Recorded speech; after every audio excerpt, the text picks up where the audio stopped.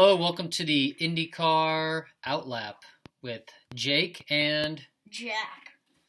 So we're going to go ahead and go over some IndyCar news today, preview the GMR IndyCar GP at IMS. We're going to make some predictions on that race, and we're also going to answer some questions. We have some interesting data coming up. Absolutely. So Jack, what's the first piece of news?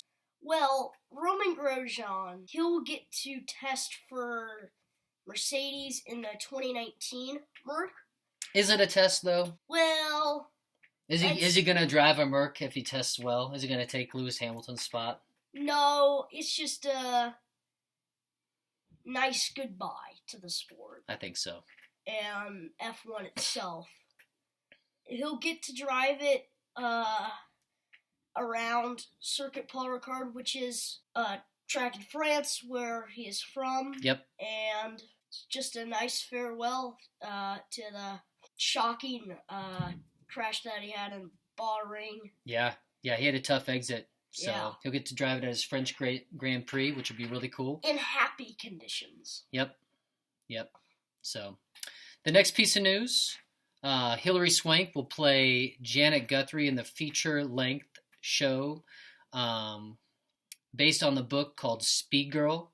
I don't know if you've seen it, Jack, but there was a documentary, 30 for 30, on Janet Guthrie where she was, it went over her whole racing career, and it went in depth on how she qualified for the Indy 500. It's called Qualified. It's a very good movie. Well, I'll look into that. She qualified for Indy in 1977. Now, what's the next piece of news? Well, Bobby Unser recently passed away. He was a terrific race car driver. He won IndyCar. He won IndyCar races 35 times, 3-time Indy 500 winner, 13-time winner at Pikes Peak Hill Climb, and he raced in IndyCar, F1, and NASCAR. That's amazing. I'd be happy with that career. Yeah, he's one of the best. Oh, yeah. Maybe we'll have to do a rankings on who the top IndyCar drivers are sometime. Yeah, stay tuned for that episode. Last piece of news dropped today. We're filming this on Monday. Top Gun Racing, just an amazing name and an amazing movie. They're going to have an entry in the Indy 500. R.C. Anderson's going to drive it. It's going to be a Chevy. So that brings us up to 36 total entries for the Indy 500. That's going to be exciting. 18 Honda, 18 Chevy. And what's exciting is only 33 can race. So 3 are going to get knocked out on bump day. So, I'm also excited for that. Bump day ought to be great. Well, let's not get too excited yet, because the month of May we have a race before the Indy 500. We have the Indy GP, the GMR Indy GP on the Indianapolis Motor Speedway road course. And we've got some storylines coming up. So, Jack, I'm going to hit you with the first storyline. All right. Our first storyline is the title contenders this year. So we've got first place, Scott Dixon, running away with things. But then we've got some guys trying to chase him down. And we put them into tiers. And so, Jack, the first tier is right behind the leader. And I've got 2 guys that are right behind the leader. And let me ask you this question. If you're Scott Dixon, be Scott Dixon. All right. So you're a machine that on his worst day is a top 5 finish, and his best day he dominates and wins the race. That's Scott Dixon. Are you there? Yeah. Okay. Yeah. All right. So you've got Young Guns, Pato O'Ward, and Alex Palou right behind you in the championship standings. You're Scott Dixon. How do you feel about that? Well, I would feel a little threatened. Yep. O'Ward is coming off a win. Palou, opening race, wins. This next, the GMR Grand Prix is places 2019 that probably one of the most exciting races I've ever seen. Yeah, you're talking about Pagenaud's run through the rain. Yeah, Yeah, that was amazing. And like passing him with. So yeah, you're either going to be scared or you're not worried, or if you're Scott Dixon, like I said, you're maybe a machine and you just keep plugging away like you always do, and you just don't care who's behind you. So he does have some other guys behind him, though. He's got Joseph Newgarden and Graham Rahal in the I need a little more push to pass to get there. Newgarden is a two-time champ in 2017 and 2019. Rahal's best finish was fourth in 2015. But Rahal's very consistent. He's always at the top of the standings. And then I Need a Yellow, Simon Pagenaud, 2016 champ. And you got the young gun, the hotshot Colton Herta, who's just been a little inconsistent with a P22 in his first race. Then he won at St. Pete. And he's back to a P22 first race in Texas. And then he got a fifth position in the second Texas race. So he's kind of up and down. Let me ask you this. Out of those four, who do you like to give Dixon a run for his money for the rest of the year? Out of those next four. If you had to choose one. Close. I'd say Rahal. Oh, all right. I mean, like you said, he was consistent. Really consistent. Yep. In the last race at Texas, where Dixon is dominating, he passed him. Yeah, Rahal's looking really good this year. He could benefit from a really nice month of May and jump a couple spots, jump one of those young guns and put some pressure on Dixon. That'd be a nice spot to see him.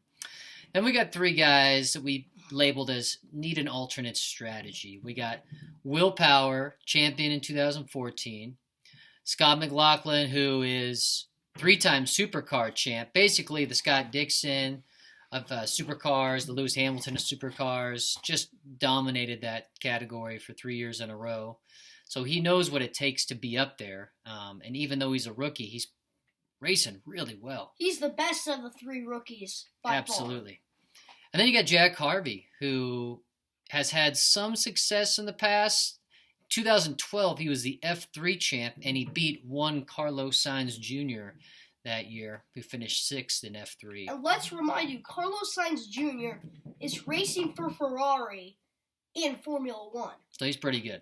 Yeah. So you got three guys there, and then you got another three who, unfortunately, are looking like they're about to be lapped unless they have probably an Indy 500 win here in a couple of weeks and at least a top five finish in the race this weekend. They've got to make a lot out of this month to climb back up into the championship standings. So you got hunter-reay, who's a champ in 2012. You got Rossi, who was second in 2018. And you got Sebastian Bourdais, who's a four-time kart champ. So you got some championships down there at the bottom, but those guys have got to get it going. So I got six drivers there. Is there one driver that you would like out of those six to really have a great month of May? Like Jack Harvey. A win and a top five finish to climb up. You like Jack Harvey? Jack Harvey's my boy. I mean, I really think he's probably one of the best. I think he has a lot of potential, and I mean, we both have the same name, so I mean that goes too. You can't argue with that. All right, so Jack, why don't you tell us what is going on this weekend with the race schedule? All right, so Friday we have practice 1 at 9:30, practice 2 at 1, qualifying at 4:30, and Saturday we have green flag at 2:45.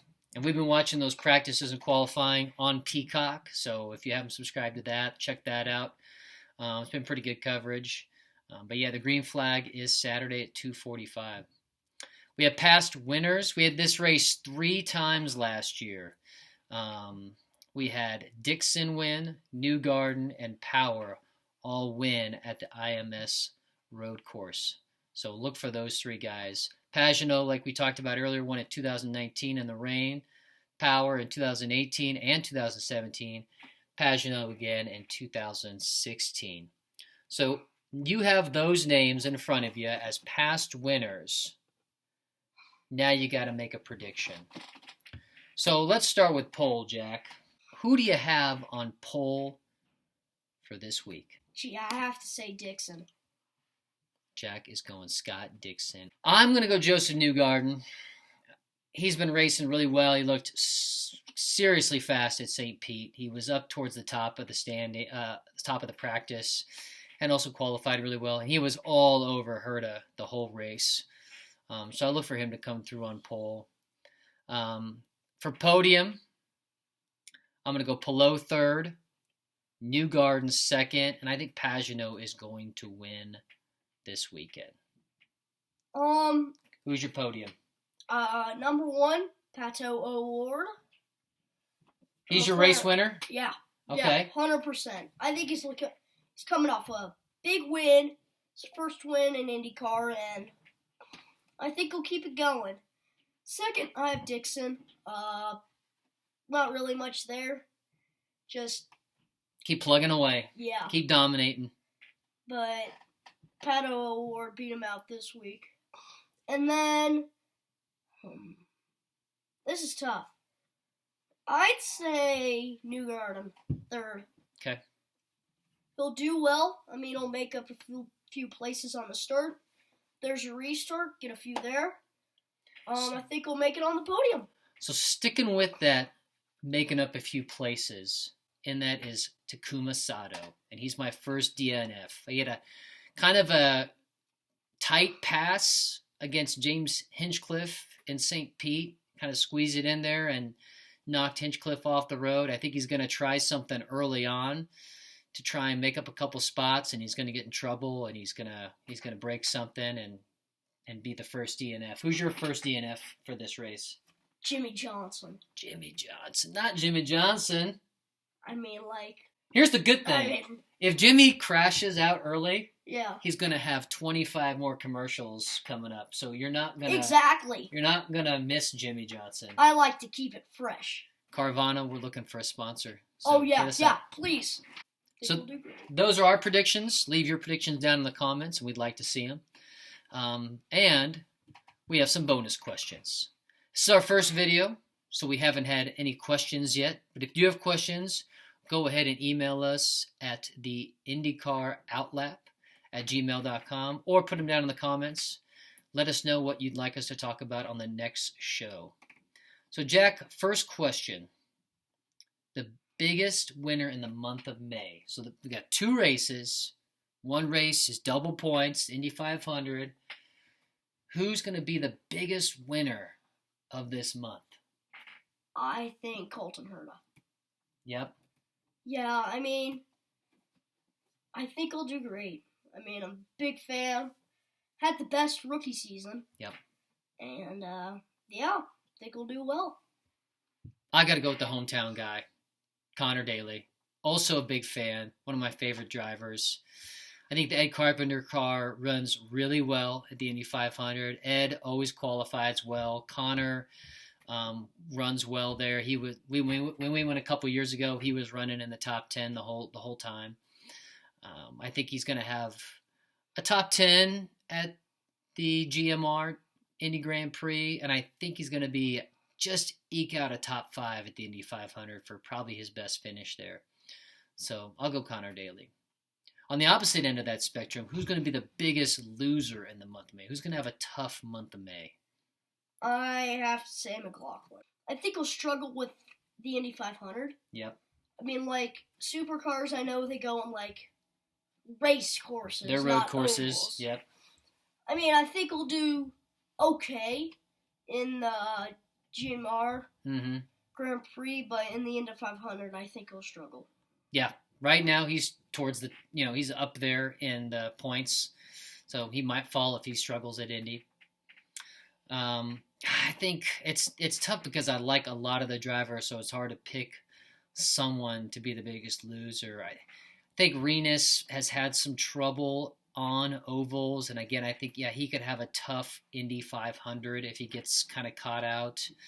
I think he'll do well on the road course, but if he is like a first or second DNF at the Indy 500, he'll drop a lot of points and really plummet. So, all right. I need you to be somebody else. Are you ready? Oh, no. All right. Now you get to be Zach Brown. Yay!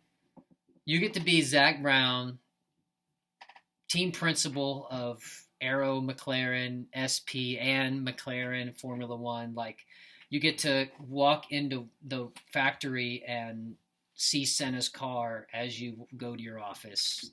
Is that okay? Would that be all right? Yeah, that'd be fine. That'd be fine. Okay. You talked about adding a third car to the Aero McLaren SP lineup. You got a nice, solid driver in Felix Rosenquist, who we haven't talked about yet, who's won a race last year and has just been really rock solid as a driver. You got the young hotshot and Pato Ward, who now just won his first race and is really racing well. Who do you put in that third car to complement those two if you decide to add one? Gee, I think VK. He was my favorite rookie in 2020, I think. So you're taking VK away from Ed Carpenter Racing. Yes. All right, Ed Carpenter, look out. I'm going to go kind of left field, and I'm going to pick someone who's not in IndyCar. I'm going to pick Logan Sargent. So if you're not watching Formula 3, which you're probably not watching Formula 3, last year there was a young American racing in Europe, Logan Sargent, who was first in the championship points going into the last couple races of the season, and he got just knocked off the road in the first lap and ended up falling down to third place after the last race was over. And this year, he didn't know he was going to be racing until like a week before the F3 season started, and he got picked up by another team. So Zach will have known of him, being over there in the F1 paddock and seeing him race. Things don't work out for him to move to F2 next year. IndyCar would be a great spot for him to land. So we'll see if that happens.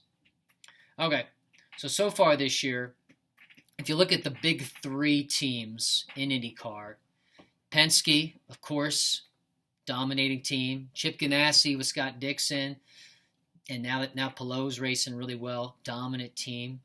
And you've got the Andretti team. Who's the best team out of those big three right now? I have to say Chip Ganassi. Scott Dixon, Alex Palou, two drivers in the top three. Yeah. That's incredible. Yeah, I'm right with you. I would also say Chip Ganassi Racing. They've also got a third driver, Marcus Ericsson, who's been up towards the top throughout the season and is having a pretty nice years as well. So who's the most underrated team? So left on the field, we got Aero McLaren SP, we got Dale Coyne, Ray Hall, Letterman Lanigan, Meyer-Shank, your boy Jack Harvey, Ed Carpenter, Carlin, AJ Foyt, who's racing. They're having a much better year this year with Sebastian Bourdais. Who's the most underrated team? Who doesn't get talked about enough? I mean, they get talked about enough, but they don't get enough credit for having Pato O'Ward. I have to go Aero McLaren SP. That's a good team. That's a really good team. They have number 2 in the standings, Pato O'Ward. Mm-hmm. They have Rosenquist, which have had the best start. He's going to come on, though. He's going to come on. He's going to do well. He's talented. And I think, Aero McLaren SP, as we talked about earlier, Zach Brown wants to add a third car. They could do it. They could do it. They're McLaren. Robert Wickens. Put Wickens in the third car. That'd be awesome. That would be awesome. But, I think Aero McLaren SP is an underrated team. Maybe I'll amend my Logan Sargent pick for Robert Wickens. If Wickens is ready, I think put him in that third car if he's ready. For my most underrated team, Ray Hall, Letterman, Lanigan. One, I like David Letterman a lot. I like Graham Rahal. He's a fun driver to watch. And then they've got two-time winner Takuma Sato. To win 2 Indy 500s is tough. And for that team to not get talked about enough to have those two guys on their squad, I think they're pretty underrated. So, well, that's it for this episode. Please subscribe. Leave us a comment or question you'd like us to answer on our next episode. We will be back next week with a race review of the Indy GP. So stay tuned for that. We'll have some more news and our thoughts on how the race went. And then we'll be putting together a lot of different things for the Indy 500. We're going to look at ranking all the liveries, all 36 liveries for the Indy 500. So that'll be a good episode. That'll be a great episode. We'll make some predictions on a qualifying episode for the Indy 500 and talk to you about what we think is going to happen with the top 9 and the bump day.